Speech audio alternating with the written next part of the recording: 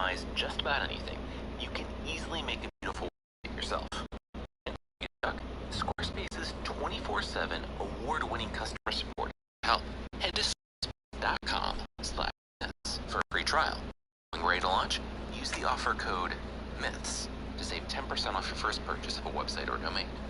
This week on Myths and Legends, it's a story from Slavic folklore about Prince Ivan, Bulat the Brave Companion, where we'll learn all about how to find the best horse with a karate chop and how you should free the most dangerous sorcerer in your father's dungeons because he offered you a new car.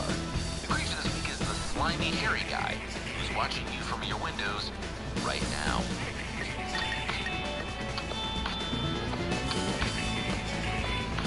This is Myths and Legends, episode 182, The Brave Companions.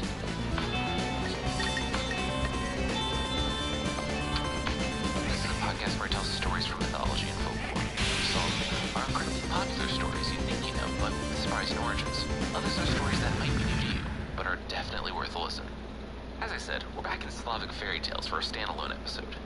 That said, maybe sometime after the 12th century in Eastern Europe or Northern Asia. That doesn't really matter, because it doesn't relate to anything historical, or even to any of the other Slavic tales we've told on this podcast. So, we'll just jump right in.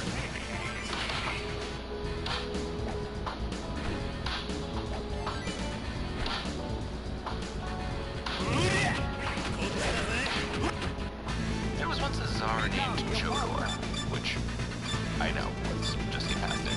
Anyway, Tsar Chodor had one son, and if you're a fairy tale Tsar, and you have a son, is there really anything else to name him? The prince was named Ivan, and if you haven't heard my many explanations of this, including one incorrect one early on, Ivan was just like Hans in German or John in England. It was a common name used in fairy tales, and this Prince Ivan is not related to any of the ones we've talked about thus far. Like the countless Ivans that have graced the pages of fairy tales before. This was a good kid. His father doted on him, but also prepared him for the work of being a medieval czar. It didn't come as a surprise to Chodor when Ivan heard the call to adventure, the desire to ride off to faraway lands. But when he had learned the test, he brought honor to the name of himself and his father, despite the constitution pinned on this one guy. The Tsar let him go. But first, he would have to choose a horse. As Tsarevich Ivan entered the stable, he knew the horse for him would be the one on whose back he laid his hand, but he dropped to his knees. And I know, his position seemed as arbitrary as the horse specific. When a horse after horse dropped to its knees, the touch of Ivan's hand, the young man sighed. Well, just to keep the front horse. Throw the horses in the kingdom, so it was moping time. As we all do, Prince Ivan took his crossbow, his favorite crossbow bolt, roved around the fields to drive away his sadness, because nothing drives away sadness like firing randomly at small animals. And that's what Ivan did. He saw a swan, and just before it took off, Ivan took the crossbow, raced it, drew back, bolted, and leveled it at the swan, who was now in the air. He pulled the trigger, and his favorite arrow completely missed the swan, going off into the forest. I'll be honest, I don't get Ivan having a favorite arrow, so I definitely don't know why he shot it randomly at a swan, as a sort of medieval pick-me-up, and then just started crying when, searching the field, he could not find the favorite bolt. It had been a tough day for Ivan. First, a horse didn't meet his exacting and arbitrary specifications, and now his favorite crossbow bolt was gone, because someone, and Ivan wasn't naming names, decided to shoot it at a swan for no reason. Ivan quickly stopped thinking, and ended up just wandering around the fields which, you know, cry it out, Ivan. When he heard someone calling him from far off. Ivan Tsarevich! Come here, Ivan Tsarevich! Ivan stopped weeping and wiped his nose. Who was that? He followed the voice for a long way, still calling his name from some unseen place, until the voice was right next to him. Ivan gasped. It was a prison cell built just the side of a hill. Even when the words were calling his name, Ivan still almost missed the iron lattice, and the inside of the man's cell. An arm emerged in the iron, and Ivan joined the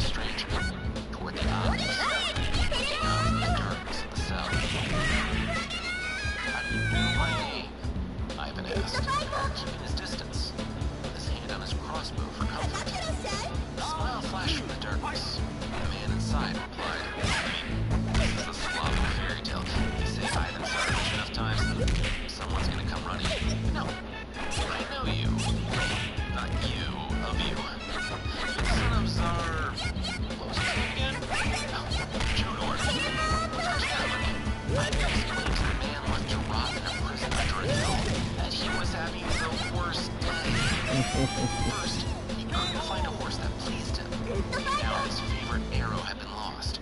Just the worst time anyone has ever had ever. The smile flashed again from the darkness, but he then entered back into the sun and emerged with a crossbow bolt. Ivan's favorite crossbow bolt. Before Ivan could say anything, the stranger said that he could get Ivan a horse. He would return the crossbow bolt that nearly kills him by bouncing into a cell. He wanted something in return. Anything you ask, Ivan said. He needed to get the crossbow bolt back. He pointlessly shot at a swan not an hour ago. Okay, quick pointer. As royalty, you're gonna want to stop responding to requests with an immediate blank check. Bad guys might take advantage of that. All I want, though, is my freedom. Ivan shrugged. Sure. And who was he? The face emerged from the shadows. I've been mad. Him? Oh, he was a bad guy. Well, he was. 33 years of solitary confinement under a hill has a way of mellowing you out of it. A while back, he had been known as Bulat the Brave Companion. He was a famous robber. Not too many fans among the royalty. The northern class, though, Chodor and no, or didn't feel like they stole it. So they mobilized an army to come after Bulat. They captured him and threw him in this prison. I think Ernest. His dad put Bulat there, but Bulat cut him off. There was no bad blood between Bulat and his father.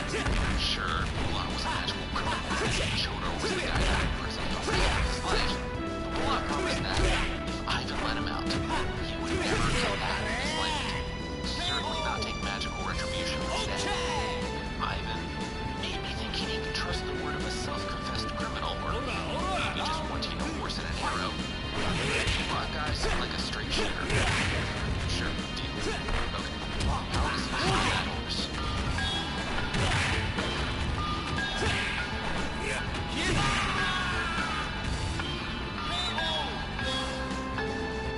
As Ivan rolled the plates, reading the notes he had written on his hands, he must have thought that he should get out one.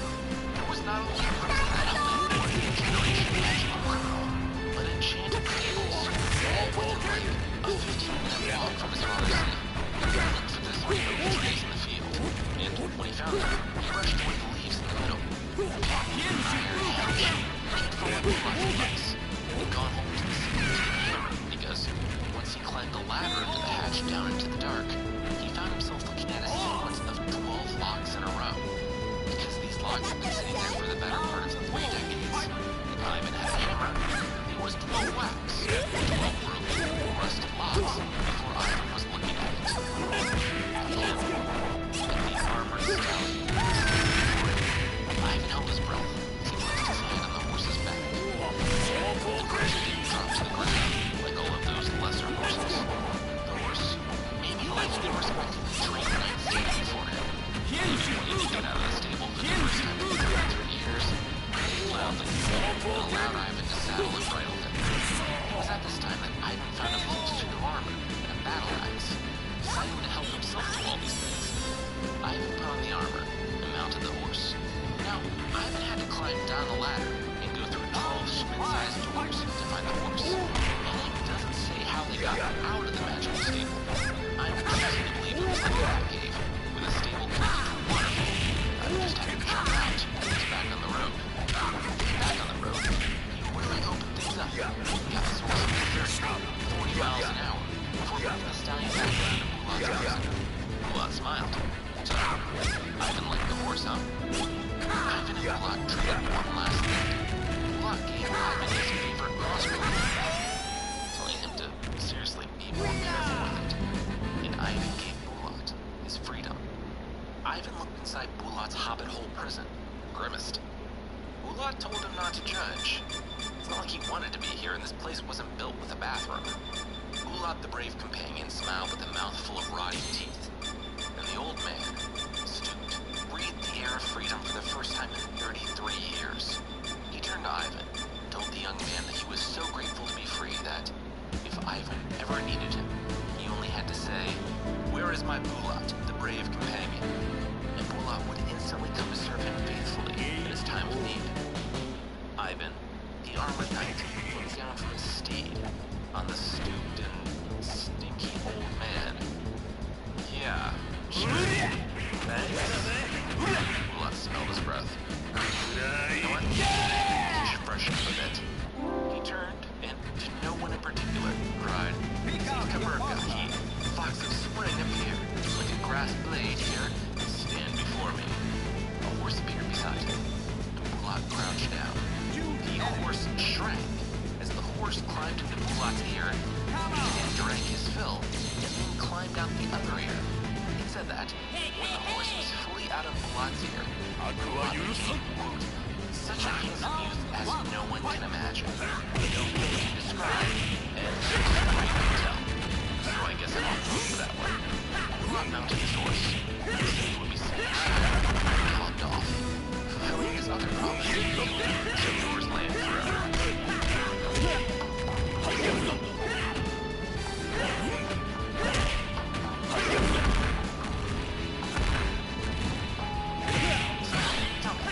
What is the squire?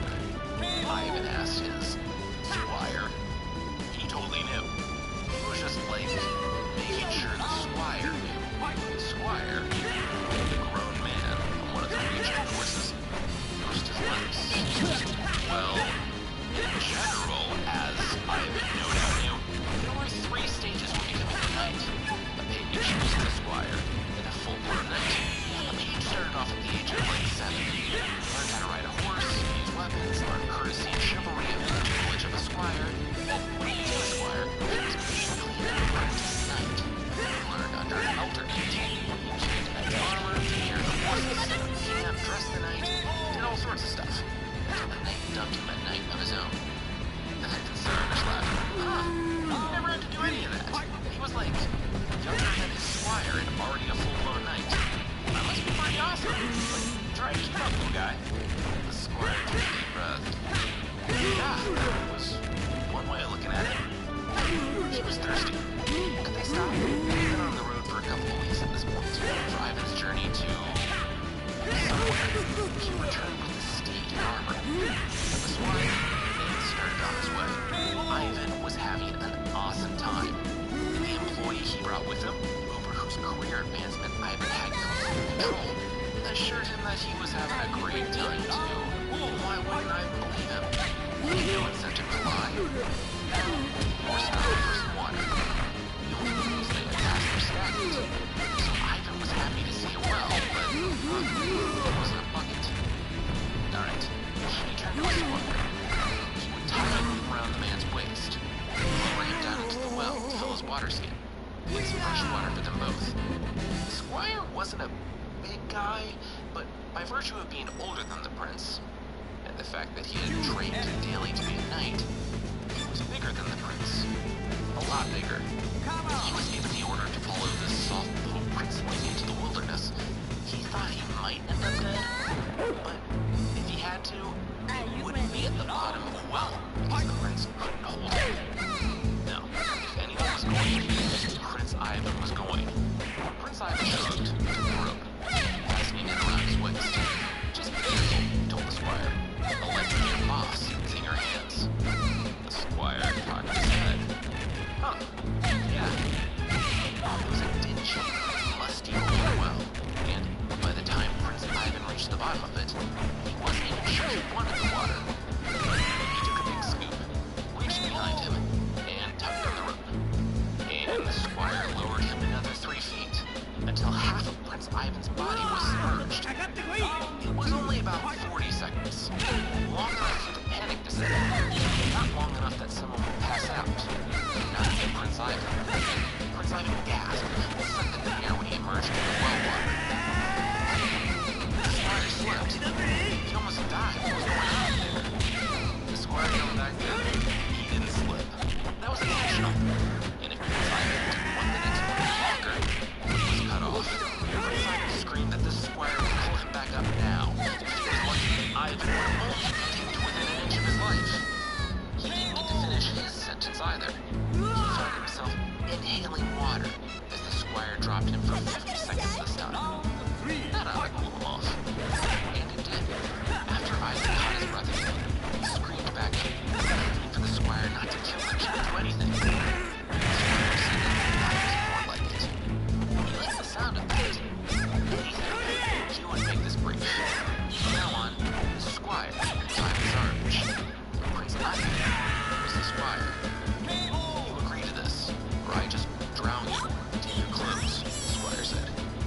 sorry to cut directly to the chase, but I'm actually starting to get pretty tired of holding this rope up here.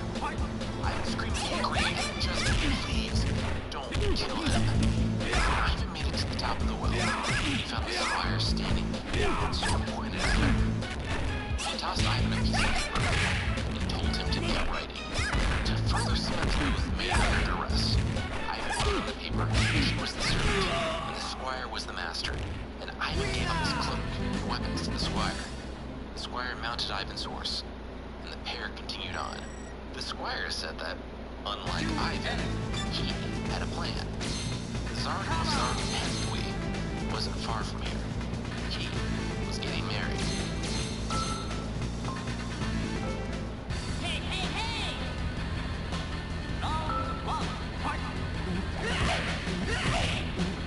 We'll see what fake Ivan's plans are. That, right after this. You can turn your great ideas into a reality with Squarespace. You can do so in your own time at all. Seriously, Marissa and I decided we wanted to redo the fictional website 2 weeks ago. And by the end of the day, no joke, we had a beautiful new website looking better than it ever had. The templates are fantastic, but your site will be uniquely you because you can customize just about anything with a few clicks. If you need to sell something, Squarespace makes that just as easy as designing. Powerful and commerce functionality. And if you're not techy, that is okay. Everything is optimized right out of the box. There's nothing to patch or upgrade ever. Buying domains is simple. And if you need help, you can get 24/7. Squarespace's award-winning customer support. When we're making new sites, we've only been using Squarespace. It's so easy. It's great. Head to squarespace.com/myths for a free trial. And when you're ready to launch, use the offer code MYTHS to save 10% off your first purchase of a website or domain. That's squarespace.com/myths. Offer code MYTHS. If you're looking for a fun, light, engaging mental palate cleanser, because who doesn't need one right now, you have to check out the puzzle game Best Fiends. So things like this. You start out small with simple puzzles.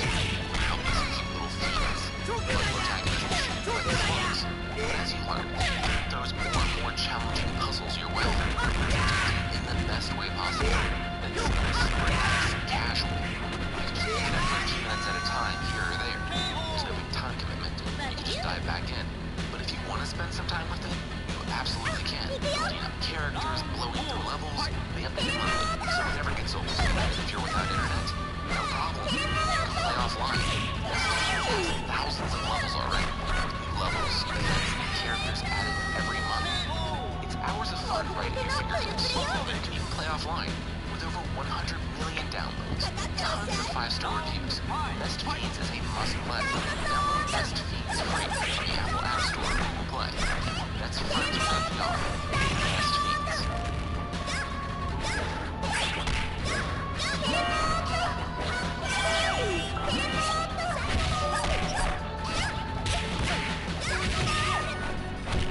A few days later, in the castle of Tsarpentui, Foe Ivan and the Tsar were having a meeting. Just between you and me, Foe Ivan said to Tsarpentui, that squire is super annoying. I'd like to, end his whole career today. Send him down to the worst jobs in the kitchen. Please, do not be stingy with those beans. He knows what he did. The Tsar shrugged, gave the order, and the real Prince Ivan was dragged off to the kitchen. You're kind of older, a little bigger than I thought you'd be, Tsarpentui said, grinning as he looked at Prince Ivan. Still, you want to marry my daughter? Absolutely. You're the son of Tsar Chodor. You're kind of a big deal. There's just like one little massive thing that's threatening the lives of my entire kingdom. The Foe Ivan was confused. Okay, and what is this thing? The Tsar showed him a message. It had come from one of his scouts. There was an army not one day away. A rival Tsar that threatened to lay the whole city to waste. Take the Tsar prisoner. The Foe Ivan blinked, and what did the king want him to do about it? A lone traveler. Appeared with, yes, a baller horse, but an annoying squire and not much else. The Tsar threw up his hands, said that was Ivan's problem. He was at his wit's end, and they'd all be dead by morning. Prince Ivan didn't do anything. The squire Squire in the guise of Ivan froze. Wait, the rival Tsar was already here? Tsar Panthwy nodded. Showed up right after Ivan did. They were now completely besieged. Like it or not, Ivan was in now too. The Squire thought quickly. He said that he would do it, but he would only fight under the cover of darkness. He would drive the enemy back. Just one thing. Where were the kitchens?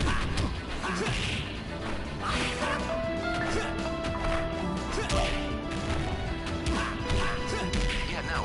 Hard pass, the real Ivan said, as the pair stood in the shaded courtyard. You took my life from me. Now you want my help holding the princess's hand? The Squire nodded. And not dying. That's the part that should interest Ivan the most. The army was at the gate. They would attack, ransack the city, and if Ivan was lucky, he'd be killed. This was as much about self-preservation as it was about helping a Squire win the hand of the princess. The Squire said that he knew that Ivan had been up to something. He saw that Ivan had left Moabit, firing his crossbow in the air. He'd come back with that magical armor course. He had something up his sleeve. If he had a card to play, now was the time to play it. Ivan groaned. Yeah, he had something. He would meet a Squire up at the front gate tonight. Squire grinned. No. He'd be sleepy because he was getting married soon, and he didn't want bags underneath his eyes as the black printing of his special day. Ivan would be handling this one alone. Thanks. Ivan rolled his eyes, made his way back down to the kitchen. He still had like 60 pots to deglaze before he saved everyone's lives tonight. Or rather, before Bulat saved everyone's lives that night. Ivan found his horse standing by the front gate, and he called out, "Where is my Bulat, the brave companion?" Ivan nearly jumped out of his skin when he turned and found Bulat grinning. "Hey bud, what can I help you with?" "Wait, does it have anything to do with that army that's charging toward us?" Bulat asked. Ivan nodded. Yes. Yes, it did.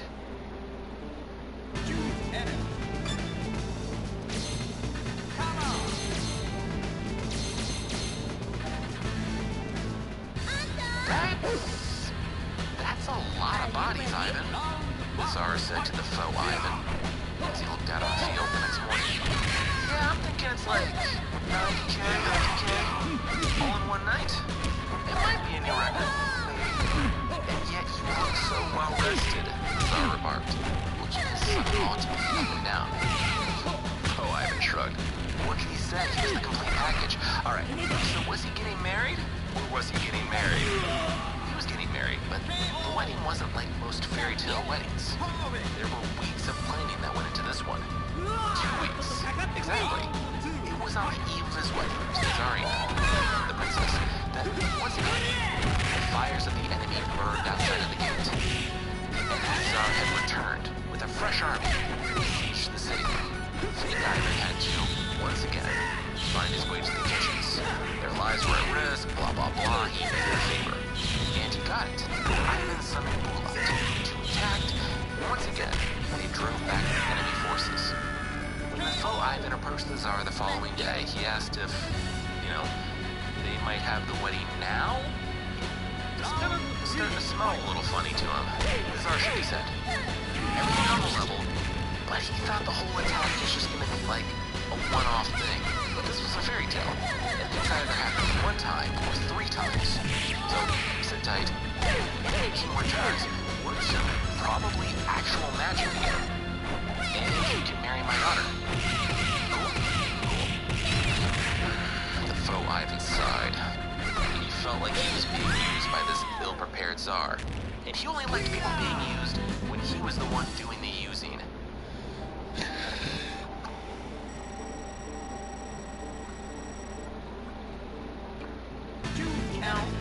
I really like you, Bulat, the real Ivan said to his brave companion, on the 3rd time they found themselves facing down the enemy Tsar's army.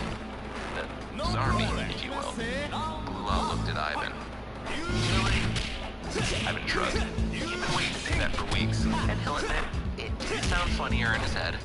When the battle was finished, Bulat was pulling the sword from the enemy Tsar's chest. He turned to his young friend, Prince fighting on behalf of a kingdom he would never rule. Ivan slapped Bulat on the back. He said that he loved the weirdly powerful stranger. This was the start of a beautiful friendship. Bulat paused. All right, well, who's leaving town forever? Ivan held up a finger, took a big swig from his water skin, and then spit it out. What? Bulat said that he was super grateful that Ivan released him from the prison. Like, killing 300,000 people almost single-handedly grateful. I mean, do we even know the politics of why this enemy czar was attacking? I don't. Are we the baddies? Who's to say? Regardless, it's difficult to have a life. You have to show up anytime someone says, "Where is my brave companion?" It's been fun, but I should be going. I was in jail for 33 years. I want to start building a life. I have a line on a 10,000 ruble loan, which I can't remotely pay back. I said that sounds like the start of another story. More like the middle of someone else's story where I swoop in and with extreme violence save the day. That is very much your thing, Ivan said. Smiled. He thanked Bulat the Brave once again for his help in rescuing the kingdom ruled by Ivan's duplicitous squire. Bulat said he would never forget the man. Before leaving to take out a high-interest loan, unfavorable conditions, with no way capable of paying back. And if you're wondering why all of this loan talk is coming out of nowhere, it relates to the next major time the character named Bulat would appear in Slavic folklore. We actually covered it way back in episode 5B, when he helped yet another Prince Ivan kill Koschei the Deathless once and for all. Because of how these stories generally go, it's probably not the same Bulat the Brave, but it's fun to pretend. Ivan returned to the kitchens after saving the kingdom. Frustrated, but honor-bound to his word not to reveal the false prince. Days passed. Weeks, until there was a flurry in the kitchen. The royal wedding between the princess and the kingdom's savior was at hand. Ivan prepped, cooked, and cleaned like a madman, and when everything was done, perfectly and ahead of schedule, he had a request for his boss, that he go up and see the wedding feast. The boss looked over everything Ivan had done, shrugged. You know what? The kid had done a good job. Sure, he could go up and see the fruits of his labor, but Ivan wasn't going up to look at the food. He was going up to see Surya, the princess. He looked at the grand banquet. Nodded. Even just a few weeks ago, this would have filled him with rage. This was his birthright. He deserved this. He was better than a lowly kitchen worker. But Ivan realized now that he hadn't deserved this. He wasn't better than anyone. He had won a birth lottery. He thought that enabled him to treat the rest of the world like dirt. He simultaneously thought that he deserved a bit of honor and gold because of his name, but also that he would be nothing without it. He also realized that neither of those things were true. So he could lose it all. He was just fine with himself. As simply Ivan. He had lived among the people, as one of the people he had looked down upon his whole life. And he realized that he wasn't different from them at all. They were people too, worthy of the same respect and dignity of a prince.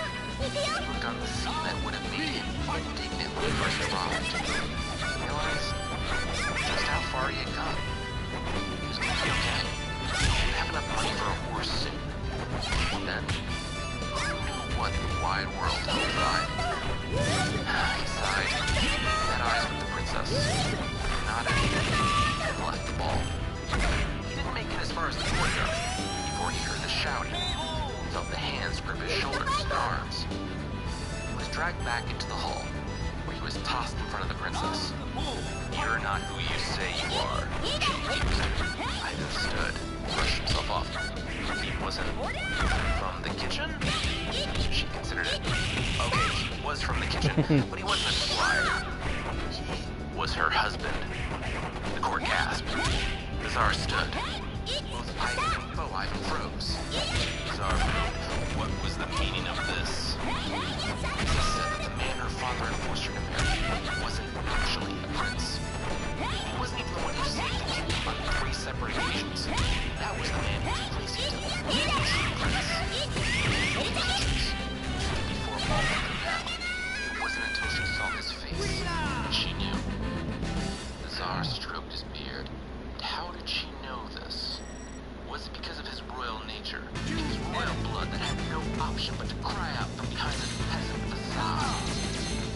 Tsarina, the princess, blinked. No. It was more so that she overheard the false Ivan pressing the real one into service.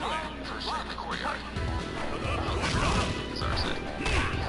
They were talking really loudly right underneath my window. Tsarina continued. Tsar returned to the real line, still in the center of a ring of guards. Well, Ivan shook his head. He was honor-bound to neither confirm nor deny what the Tsar had to say. The Tsar turned to the foe Ivan. He glanced at the Tsarina. What did he have to say? Keeps going. Keeps going. Even though he might have a couple of times around us. For some reason, getting it all in writing, that being extremely complicated. He figured the safest thing to do was take the dowry. Take Ivan's sweet magical horse. And just whatever the next kingdom over. I mean, he was the throne inheritance of Russian Tsar. Just hire a squire, careful around wells. That was that. The Tsar was enraged. The conversation with his daughter didn't actually seem to be bad. Faux Ivan was on the road. That was all the prince needed to declare his new son-in-law an outlaw. After realizing with the consent of he was so he's gone too. Ivan was gone. When his squire was declared an outlaw, there was something he needed to do. A score he had to settle. He rushed to his cot to catch his return feeling his back. His crossbow. He raced up to the wall, pounding breathless. With a needed protection. Then, just outside the gate, was the squire, Bloodkid's horse. Even though the squire spurred the horse on, Ivan could see that his stallion was resisting the imposter. He smiled. It was so thrilling. On his back, Ivan drew his favorite crossbow bolt. He drew back the crossbow. Aimed. This was the crossbow bolt that had started all of this. This was the one that would end it. This time, it would find its target. Feel for all the men on the wall. This one was his. Ivan exhaled and pulled the trigger. And he could see quite a lot. The squire continued running. Wow. It's like you weren't even pointed in the right direction. The soldiers at the wall remarked. Almost hit that swan over there, though. Alright, guys. On three. And on three. Every crossbow bolt shot from the wall hit its mark. The squire dropped to the ground. As the crossbow bolt hit position. It was over. When Ivan returned to the hall, he found the royal family rejoicing with the news of the squire's execution. Ivan took a seat and Shana was still mourning for the imposter. There was only ceremony and days and nothing had happened. Ivan and the princess were married. When they returned to Tsar Chodor's kingdom, the man said that he could see that his son had gone through, like, a journey of personal development and that he was richer for the experience, blah, blah, blah. Welcome back. But Prince Ivan was. He had learned that each person, a lowly servant, became resolved. Was better for it.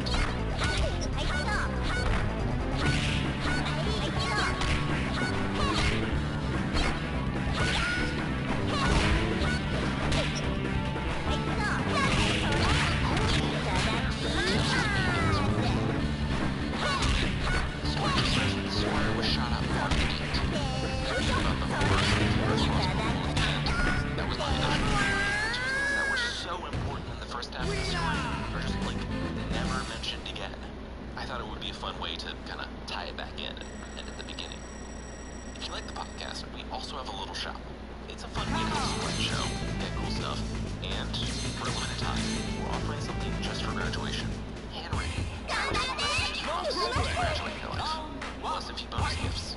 Check out this and the distribution at shop.barney.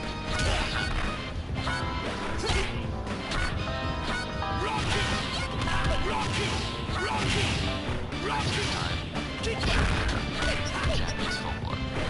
The Shokera is like Batman, perched on horse, looking to punish evildoers, and really those are the only two ways in which it is like Batman, because the Shokera is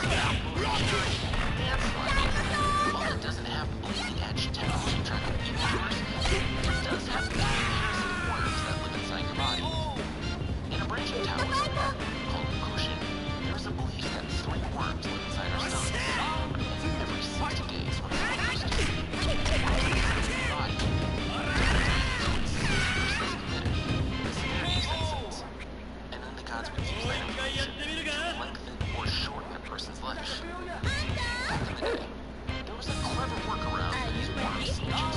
You only come out when you sleep, so you don't sleep. It's like every 6 days where people just stay up, hang out, and party all day and night. I think that the Shokera is a solution to that particular loophole. Because while the worms are helpful, the Shokera does not need them. He'll creep around your roof, windows, maybe in the slide. If you're one of the bad ones, watch out. He'll fly through the window. And if he doesn't scare you to death, you might wish he had. Because if the gods are going to shorten a person's life for their sins, the Shokera certainly will. I found that we actually don't know much about the Shokera. Not only because this practice has fallen out of popularity over the past few hundred years, but because admitting that you've seen the Shokera is basically admitting that you're such a bad person that a hairy, slimy ape has to come to your home and beat you up every 6 minutes. Not usually something people brag about.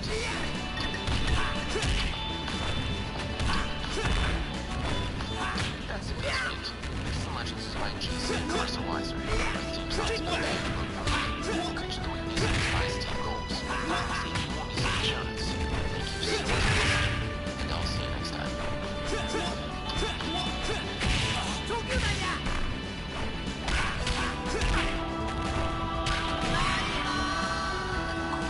Heroes of myth are known throughout the world. Their deeds are legendary. But what would these champions be without obstacles in their path? Without quests to overcome? Without monsters to challenge them? Dragons, sea serpents, giants, demons. They are primal symbols reflecting ancient truths. The new Parcast original, Mythical Monsters, tells the stories of these beasts and asks what they represent to mankind. In our first episode, we'll cover the Norse Kraken, a sea monster that sprung from the bottom of the ocean to devour whole ships. Was the Kraken just a giant squid, or was it the physical manifestation of our fear of the deep? Then we'll follow the story of the Nemean lion, a massive predator that slaughtered the priests in the Temple of Zeus. Was the Nemean lion just one more monster for Hercules to slay? Or is it a symbol of man's dominance over nature? Mythical Monsters will also delve into the stories of more ephemeral creatures, such as the Grim Reaper, and lesser-known beasts such as the Chinese Taotie. These monsters are the stuff of legend and nightmare. Parcast's newest original, Mythical Monsters, premieres September 30th, with new episodes every Monday. It's available free on Spotify or wherever you listen to podcasts.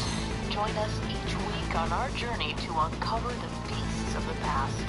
We promise it'll be thrilling, though we can't promise you'll return unscathed.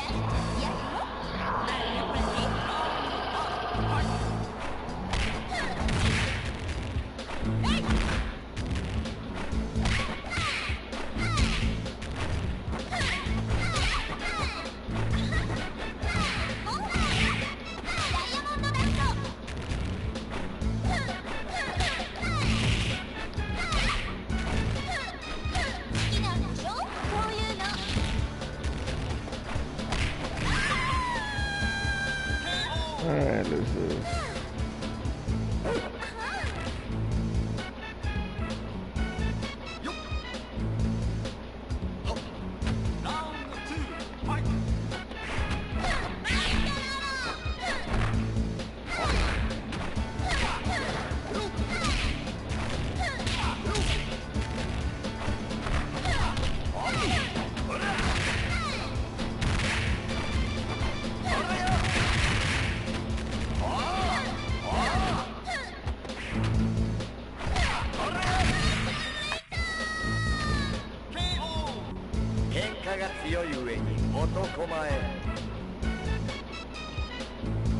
No problem. 3, fight.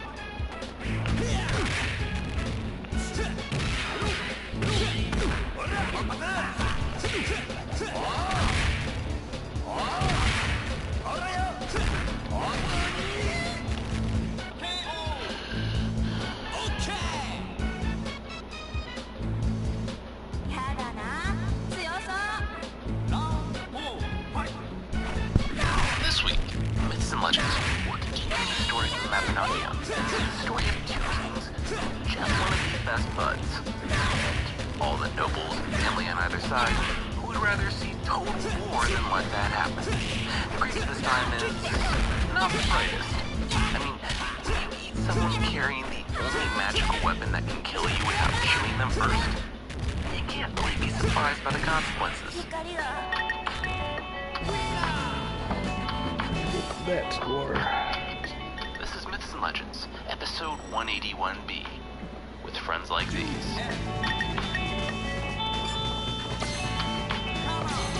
This is a podcast where I tell stories from mythology and folklore. Some are incredibly popular stories you think you know, but with surprising origins. Others are stories that might be new to you, but are definitely worth a listen. Previously on the podcast, we started the Mabinogion, set 11th century Great Britain and Ireland. Today's story is fairly related to last week's, with only the setting and the name drop of only one character connecting the two. The collection is a group of legends set in Wales in the Middle Ages, but today's story won't start in Great Britain, but in Ireland. The King of Ireland taking some me time.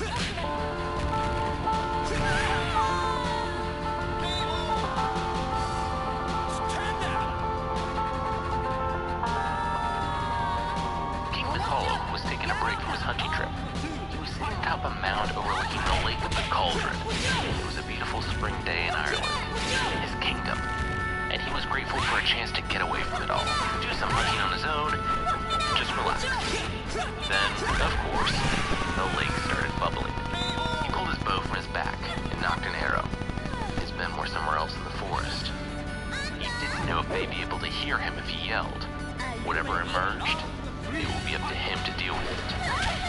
It could be a dragon, a serpent, some monster from when the world was young. Or it could be just an ugly guy with a cauldron slung over his back. King Mythalo relaxed.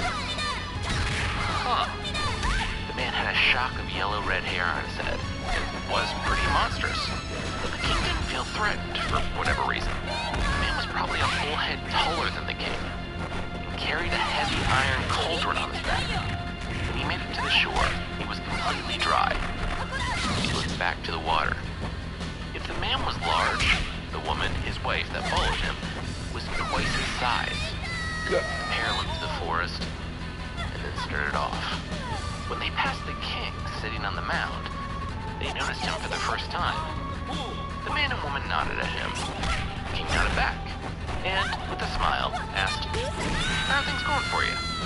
The man, not breaking eye contact, said, "In a month and a fortnight, this woman will conceive, and a boy born of that pregnancy in a month and a fortnight will be a fully armed warrior." The king blinked. Cool. Good for you guys.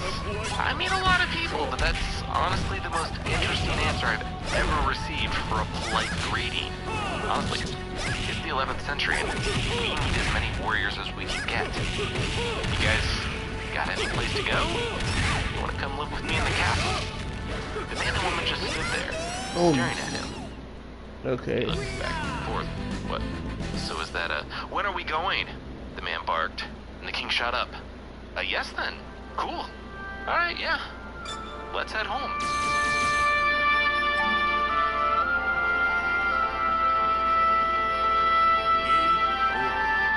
One more. So, promise of free warriors notwithstanding, it's generally a bad idea to take the already abrasive, evil-looking giants emerging magically from a lake and make them your roommates. At the end of 2 years, there were 8 more warriors who were full-grown, and a rival to any in Mythalos' court. And there were also a lot of problems. When the group, now numbering 10 total, hung around the castle, they were slovenly, verbally and physically abusive to anyone but the king, and just terrible. It was even worse when they traveled the countryside. At least in the castle, Mythalo could contain the damage to, everyone and everything he cared about. When they traveled the countryside, they burned down forests and villages just for fun, robbed people on the road, and did not wash their hands after using the bathroom, but were super proud about it. Wouldn't get all indignant if you said anything. It came to a head one day, when not blaring with the Nickelback album that the Giants left on repeat. He entered the room, found himself surrounded by angry nobles. He turned back to his servant. There wasn't a Sunday bar down here at all. This was a trick. The servant apologized and closed the door behind him. The lead noble stepped forward. Up there, it was too much. They were too much. They were out of control. The parents, their kids, they were monsters. The king had a choice. Either they left, or the king left. And then they also left. Basically, if the king didn't get the order to get them out of here, the nobles were gonna overthrow the king. Nothing personal. He was a nice guy and a good king. But these people had to go. The king agreed. He said that just last week. He had to be tough. He went up to them and said that maybe they should possibly get their own place sometime in the near future. Something. Conan Flanders Sr., he tried nothing and he was out of ideas. The nobles looked at each other. Oh, we're so glad they were all on the same page. Alright, this was easy. If the king was on board, they just sent some warriors up there to toss the Giants' belongings out of the lawn. Kick them out. Done and done.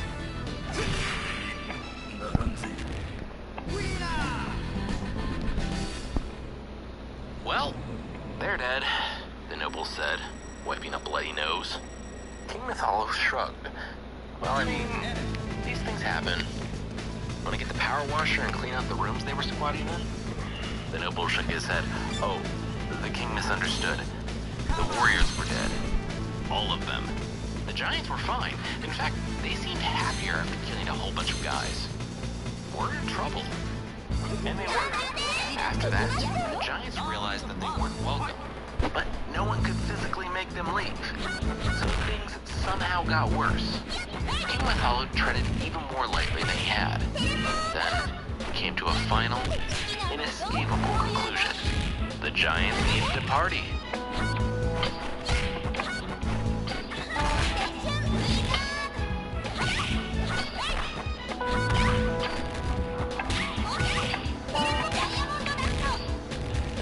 They drunk yet? King Mythalo asked. Pacey, he didn't like this. He did not like this at all. They spent a few months building the house, and another few weeks calling in all the smiths in Ireland to bring as much coal as they could. The house was made completely out of iron and nearly covered in coal, a detail that the man, his wife, and all of their full-grown death children must have missed in their mad dash to free drinks and half-priced appetizers. When they were in, they were so busy guzzling wine that they didn't notice the door slam shut. The iron bar locked the door made of iron, and things started to get a bit toasty. Outside, all of the smiths in Ireland worked the bellows to get the coals up to temperature fast enough. It said that they worked 2 bellows to a smith, though in writing that, I don't actually know how that worked. Like, were they laying on the ground working the bellows or using their feet? Regardless, the room got hot, and the Giants inside began to notice. King Mythalo felt bad. Bad that it had to end this way. So he turned around and took a walk, getting far enough away so he couldn't hear the pounding until it stopped. Looking out, once again on the countryside, far away from the iron house they had built. He breathed and heard a boom. He turned and saw the man and his wife sprinting toward the sea, a massive hole in the side of the iron house. The man's security cauldron, the item he never went anywhere without, slung over his shoulder.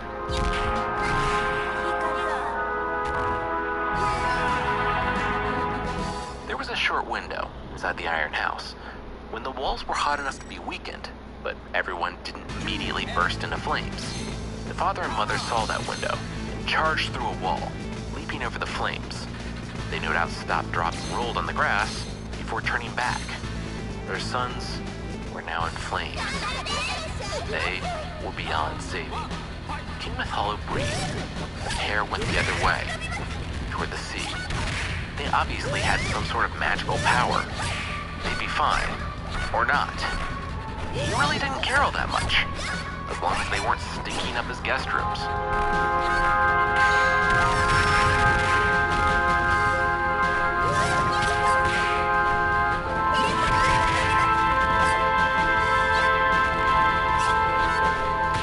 Time went on, and Mythalo heard news from across the sea.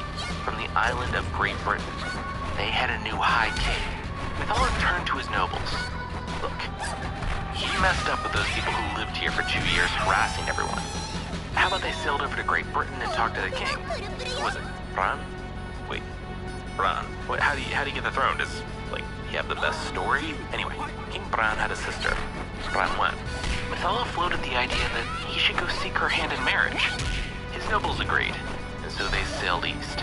They found King Bran sitting on a rock overlooking the sea. He was easy to spot, because he was pretty massive. There were no houses that were big enough to hold him.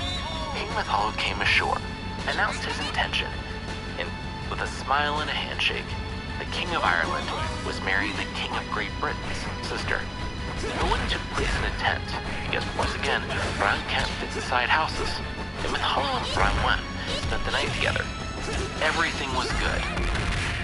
So, why were Mithalo's horses missing their lips, ears, and tails? It was a horror scene when he went to round up his horses to get them back on the boats. Someone, in the night, had come and cut off the horses' lips, ears, tails, and when they could manage it, the horses' eyelids, which is a sadistic level of commitment. My lord, one of Mithalo's nobles boomed. This is an insult, and it was done deliberately. Mithalo nodded. Yeah, I mean, obviously, right? It was obviously an insult. Horses don't just lose their eyelids. Still, it doesn't make sense. I just married into their family, and now they insult me like this? Like, insult me first, save all the extra steps. Still, we should go, the nobles said. Mithalo agreed. Yeah, bummer. Bran seems like a cool brother, too. Alright, let's get the ships ready. When he saw the ships being prepared, Bran bounded out. He stopped Mithalo. This was a mistake. He was sorry. He had figured out the truth of what happened. Once he caught his breath, he explained that his half-brother, Eveshen, had some feelings about not being consulted regarding the sister's wedding. So he took out that frustration on the horses. The guy was pretty messed up, obviously, but he was Bran's brother. Of course, Bran didn't want to insult Mithalo. He loved Mithalo. Why would he insult him after he brought him into the family? That's what I was saying, Mithalo beamed. This was so good to hear.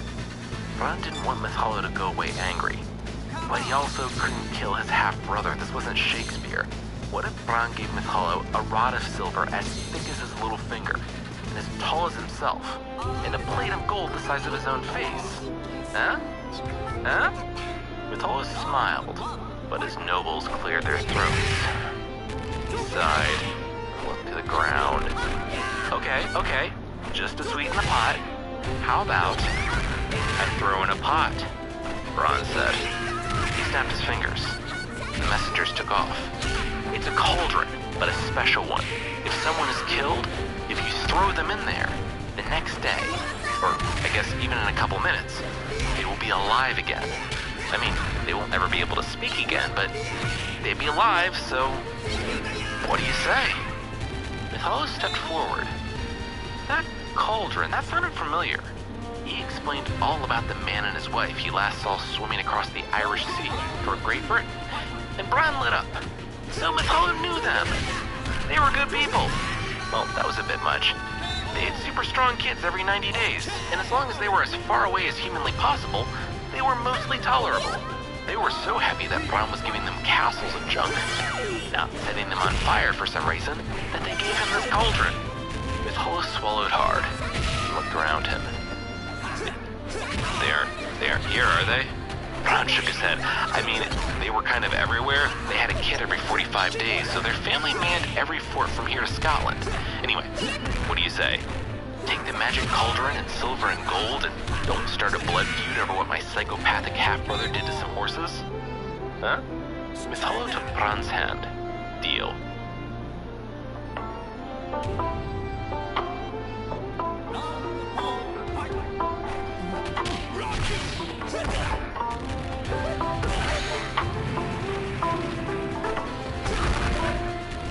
We'll see how everything is fine, and all Mithalo's nobles are cool with how things went down in Wales, but that will be right after this. With all the uncertainty in the world, feeling safe at home has never been more important, which is why I want to talk to you about Simply Safe Home Security. They're longtime friends of the show, and for good reason.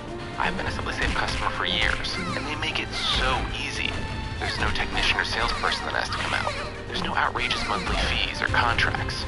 Just order online and set it up yourself, and voila! Your home is protected 24/7 with emergency dispatch from break-ins, fire, and more for just 50 cents a day. Really though, it is so easy to order and set up. I've set it up 3 times in as many moves, and I'm very bad at fixing and installing things. So if I can do it, you absolutely can. And we're not the only fans of Simply Safe. U.S. News & World Reports named Simply Safe Best Overall Home Security of 2020.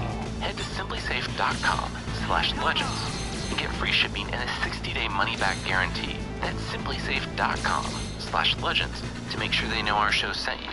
From Simply Safe and all of us here, wishing you safety and good health. With schools, libraries, and bookstores being shut down, it's been challenging to keep our little one learning and growing. Books from Literati, the #1 book club for kids, have been the best place to start. Literati is a subscription book club for kids that delivers unique and interesting books right to your door. Each box gives you 5 curated books based on a theme, plus exclusive original art and a personalized note to your child. Read them, keep your favorites, and send the rest back for free. You only pay for the books you love. I remember the day our first Literati box arrived. We spent an hour that night eating up these new reads with our son. Books were tailored to his age and level, and they made learning fun. I believe his words were, "Can we read more books like those from that box tomorrow?" That's when we knew Literati was a keeper. For a limited time, go to literati.com/myths for 25% off your first 2 orders. This is their best offer available anywhere. To get it, you have to go to literati.com/myths for 25% off your first 2 orders. literati.com/myths.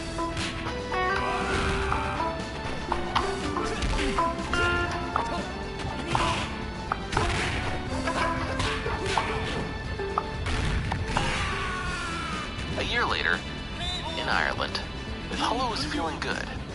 His wife, Bronwyn, was beloved by the people. He had a great working relationship with Great Britain. No squatters were wrecking his house and harassing his nobles. He even had a son with Bronwyn, named Gwern.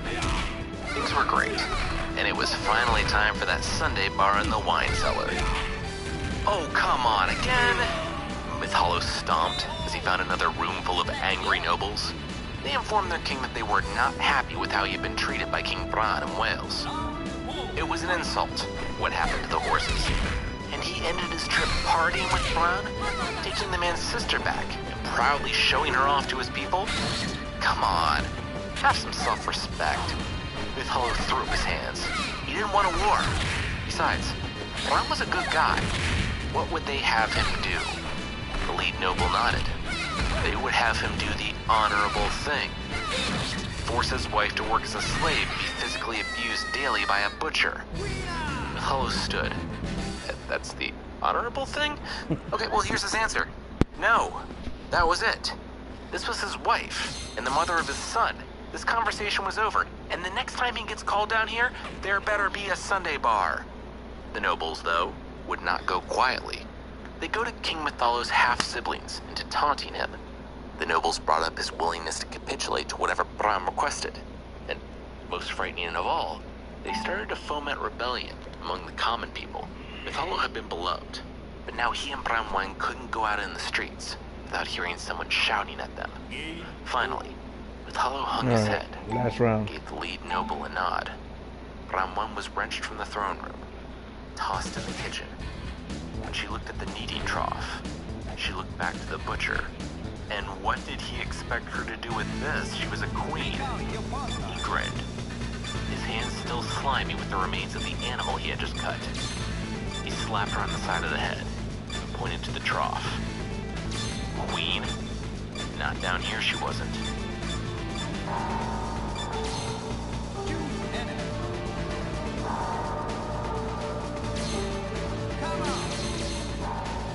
Queen Bronwyn got a cot to sleep on, and it was horribly uncomfortable, but she was forced to work from sunup to sundown, so she was too tired to notice.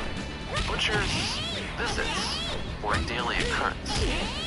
No matter how hard she worked or slacked, he would come and box her on the ear, leaving blood and bits of animals in her hair. Meanwhile, communication between Wales and Ireland broke down because it was completely halted. The Irish put an embargo on Great Britain. No one was allowed to sail for Great Britain, and if anyone from the island landed on Ireland, they were thrown in the dungeons, never allowed to sail back to Wales, lest Bran find out what happened to his sister. If you're thinking maybe not enslaving and abusing the Queen on a daily basis might have been a better course of action, well, you're now more skilled at international diplomacy than Mytholo's nobles. The years passed with only the approved messaging getting out to Britain, but in the meantime, Branwen was making a friend. She had found the nest of starlings outside her window in the tower. The mother had abandoned the egg, so Branwen took it in. When the starling hatched, being the only creature Branwen had to talk to, Branwen spoke to it for half of each night, and in a matter of a few years, the bird began to talk back. It became Branwen's only friend. It would flit around the city, palace, stealing things for the queen. The time came when the princess had a request that would change both islands forever. A pencil, paper. Branwen rolled up the tiny note, headed to the starling's leg, told the bird where to find her brother. The bird flapped aloft, told his friend to stay strong, and fluttered off into the afternoon sky.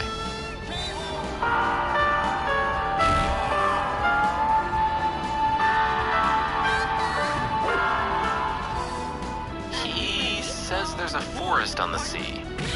A mountain, too. One of King Mytholo's messengers told him of the man just outside of his throne room. He's a peasant, though, so want me to just, call him some names and send him away?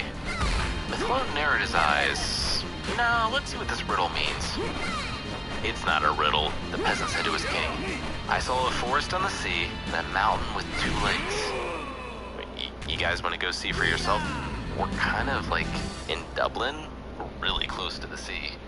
King Mytholo waved his hand and told the servant to call this peasant some names and dismiss him while they pondered this inscrutable riddle. Once again, not a riddle, the peasant said. I probably don't have the words to describe the magnitude of what I witnessed, but you should really send someone to check this out. This feels very important. But Spears nudged him from the room, kept him from saying anything else to the king. No one could figure out the riddle, so eventually they started casting their net a little wider and brought in Branwen, who, when she heard the riddle, laughed. Yeah, that wasn't really a riddle. The peasant was right, he didn't have the words to describe the magnitude of what he saw. The forest was the sea choked with ships, masts all around. The mountain was her brother. The guy who was too big for houses was also, unsurprisingly, too big for boats. He was the mountain, and the lakes the peasant described were his eyes. Really? He's that big that he can just walk across the Irish Sea? It gets down to 1,000 feet deep in places, Mytholo remarked. Branwen nodded. Yeah, size is pretty variable in these old stories. The main takeaway here is that he's big, and that he's coming for you. Mytholo turned to his nobles. Alright, run away then? They were already packing. They retreated back across the Liffey, destroying the bridges behind them. But when Bran simply laid down and made himself a bridge over which his men could cross, he received a messenger from Mytholo. You guys want to do some peace? He had terms. Gwern, son of Branwen and Mytholo, would be king of all Ireland, that one without saying. He said that Bran would have to fight down to the last person on Ireland if he tried to conquer the island. It's better that Mytholo's son, Bran's nephew, sit on the throne. Bran shook his head.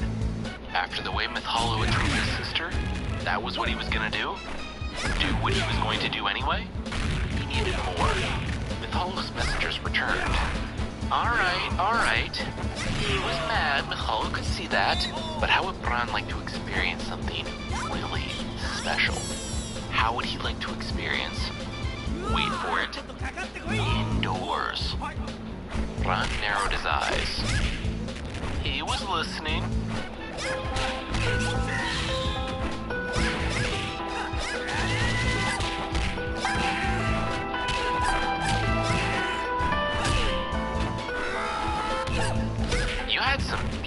horses, Evesham remarked to Mytholo.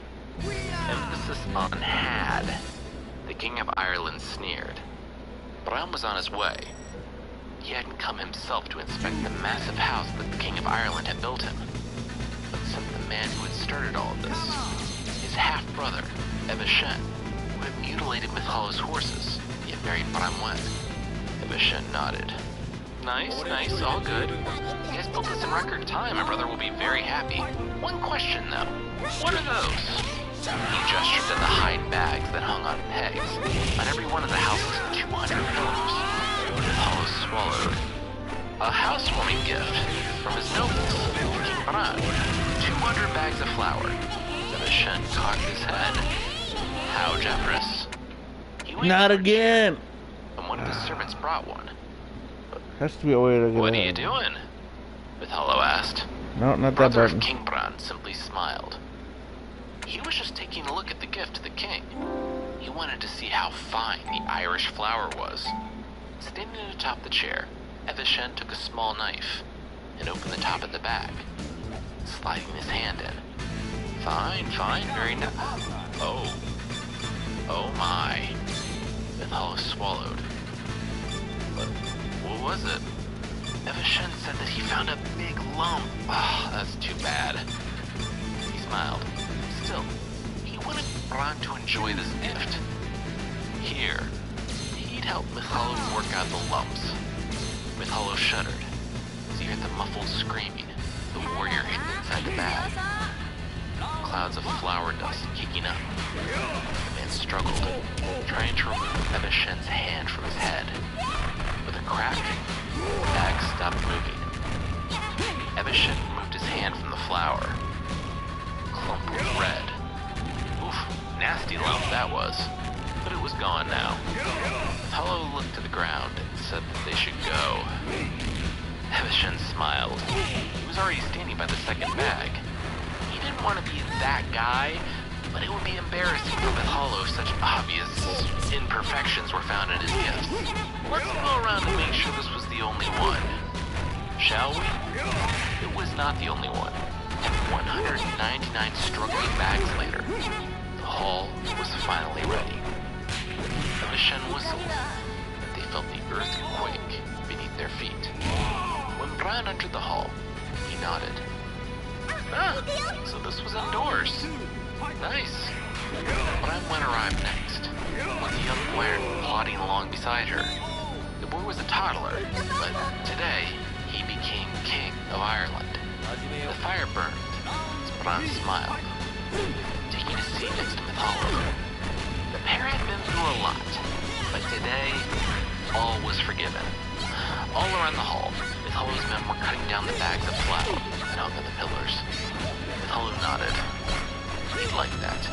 He hated the idea of being at odds with King Bran, mainly because he considered the man a friend, but also mainly because he was the size of a mountain, and his army already occupied Mytholo City. Bran smiled. He was glad things could be settled too. Now, for the reason they were all here. It was on that day that Gwern, son of Mytholo and Bramwen, was made King of Ireland. His father would rule as regent until he came of age. Mytholo saw this for what it was. He was being conquered, slowly, like his own son. The knife on his throat might be invisible, but it was still there. After the toddler was invested with the rights and responsibilities of the monarchy, the party sat down to a small feast. After the feast, when everyone was relaxing by the fire, they were enchanted by the young Gwern. Everyone who saw the young boy loved him. And he went to his father, to his uncle, to all the men's nobles in attendance, except for Evesham. Maybe he just didn't notice his uncle. Maybe the guy gave off a very threatening, murderous psychopath vibe that the toddler wanted nothing to do with. Regardless, Evesham noticed and asked his sister why his nephew didn't want anything to do with him. Bramwen smiled. It was nothing, she was sure. She turned to Gwern. Go to your uncle Evesham. The boy smiled and ran over. His uncle rose, smiling, picking the boy up and tossing him into the fire. The fire was one of those big ones that had been burning for hours. Not only had the servants been tending to it, beating in new logs, but there was a thick bed of hot coals in the bottom. Gwern caught instantly. Evesham smiled. Mithalo stood shocked. Branwen rushed to her son, but Bran caught her, pulling her back behind his shield. Evesham had once again destroyed any possibility of peace. Mithalo called out that they had been betrayed. Do it. With those words, men came flooding from an unseen portion of the home. Men who had deep red, crack-like scars on their heads. They didn't say anything. They couldn't say anything. They only attacked. The visitors from Britain called out, and their own men poured into the house. The battle had begun.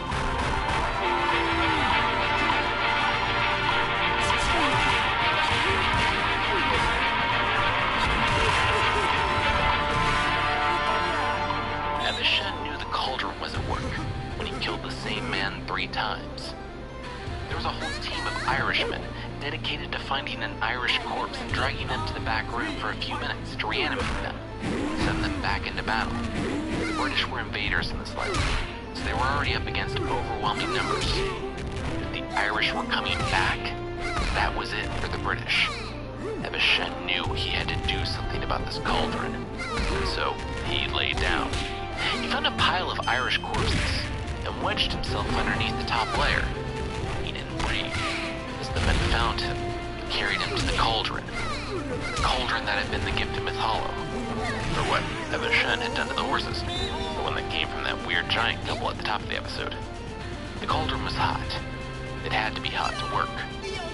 Evesham could do this. He could do this for his people, so they could have a shot in this war that he needlessly, unilaterally started. As his flesh burned, he found either side of the cauldron, one with his feet and the other with his hands. He pushed, he strained, and finally, it cracked. The iron walls of the cauldron cracked like a clam and fell to the side. Evesham's body had given way, so he knew there was no coming back from this. He collapsed into the fire, laughed as he burned. The battle spilled out from the house they had built for Bran to the countryside, until all of Ireland was engulfed in war. Mithalo was one of the earlier casualties. Many charges against the British. In fact, according to this legend, when the fog of war finally dissipated, every man, woman, and child in Ireland, save 5 pregnant women, had been killed in the war. The attacking British didn't fare much better. If you're wondering how you kill a man the size of a mountain, a single poisoned arrow does the trick, which, yeah, it seems like a massive liability to be the size of a mountain but still be susceptible to the smallest drop of poison. He asked that his countrymen cut off his head, quickly. They did. The head of Bran breathed a sigh of relief, somehow without lungs. He said that he could live for some time after this. As we all know, the soul lives in the head. But he asked that when his time came, not his time of death that already came and went, but the time when he finally stopped talking, he should be buried on the shore of Great Britain, facing France, to ward off invasion from the continent. After the death of Bran, only 7 people remained alive on the Welsh side. Pryderi, I remember him from last week, being one of them, along with Taliesin, a famed prophet we talked about a long time ago in the Merlin episode. The 7 guys in Branwen sailed for home, with Bran's head still chatting away to them, telling them fun stories to ease their sorrow. They landed in Wales, where Branwen was finally free of her confinement. Bereft of her son, brother, and everyone else she ever cared about. Finally hit by all these things, she died of a broken heart. Some people who returned didn't land in Wales, though. They stopped at an island just off the coast.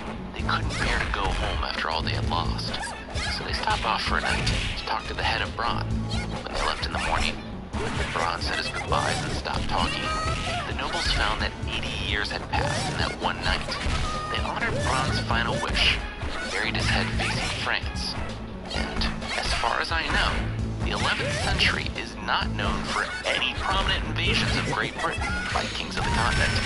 Of note, they buried him on the White Hill of London, which is thought to be the place where the Tower of London now stands. Oh, and before we wrap up, I should say that even though I treated the protagonists in the story today largely like normal people, in many places they're actually gods. I mean, that's not surprising where Brahm is concerned, but Brahm 1 is considered a goddess, which also kind of explains the Starling thing. And they and their half-brother are children of Lear, the chief of a whole family of gods that we'll get into at some point. I read in one place that Lear is the very loose inspiration, like name-only inspiration, for King Lear from the play of the same name. We'll run into more of the children of the gods who, like in Greek mythology, cause a lot of trouble here on Earth, but that'll be at a later date. Oh, come on, that was... Visit the Mabinogion. If you like the podcast, we also have a little shop. It's a fun way to help support the show, get cool stuff. And for the first time ever, we're offering something just for graduation. It's a handwritten personal message from us to the graduate in your life, plus a few bonus gifts. Check out this and the other stuff we make at shop.bardic.fm. Oh, wow, that's so perfect. Okay, I'm done. The creature this time is the Sheena. Hopi folklore. There's bad, and then there's eating children bad. Though a lot of creatures from world folklore do this. So the Sheeta is in good company. Or bad company. The Sheeta, though, while it prefers